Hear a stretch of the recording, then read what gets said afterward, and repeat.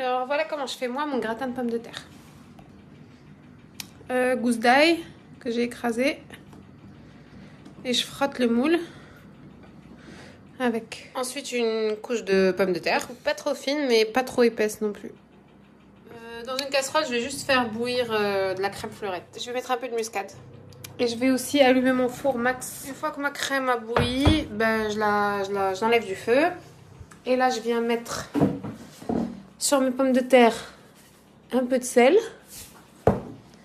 Ensuite de la crème. Et ensuite je vais mettre du parmesan râpé. Finalement j'ai pas de parmesan râpé, alors je vais mettre de l'emmental râpé à la place. Donc voilà le fromage râpé que j'ai mis, l'emmental. Ensuite je vais remettre une couche de pommes de terre, du sel et de la crème à nouveau. Et alors là j'ai recouvert de crème. Il y a uniquement 2 couches de pommes de terre. Il faut pas que ce soit trop épais en fait. C'est vraiment juste le fond du moule qu'on va remplir. Il faut pas que ça monte trop haut. Là je vais couvrir donc avec du papier aluminium ou du papier.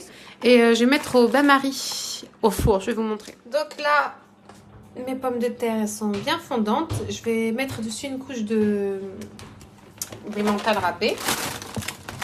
Et je vais remettre au four, pareil au bain-marie.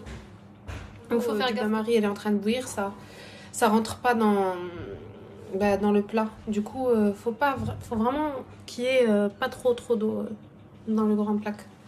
Oh là là, je me rends compte que ça veut rien dire ce que je dis. J'espère que vous avez compris. Je mets du fromage râpé et je remets au four pour à peu près 10 minutes, 15 minutes.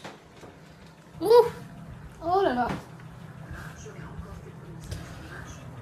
Non, bah, on dirait bien que c'est prêt, hein.